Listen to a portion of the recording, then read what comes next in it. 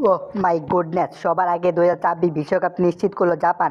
আয়োজকদের পর বাছাই পর্ব থেকে সবার আগে ২০২৬ ফিফা বিশ্বকাপে টিকিট নিশ্চিত করল জাপান। এশিয়ার অঞ্চলে বাছাই পর্বে তৃতীয় রাউন্ড গ্রুপে সি এর ম্যাচে বৃহস্পতিবার ২০ মার্চ বাহরাইনকে হারিয়ে ২-০ গোলে হারিয়েছে জাপান। তাতে রাউন্ড ৩ ম্যাচ থাকতে বাকি ৬ জয় নিয়ে এক ড্র ও ১৯ পয়েন্ট নিয়ে বিশ্বকাপের টিকিট নিশ্চিত করল এশিয়ার জায়ান্টরা।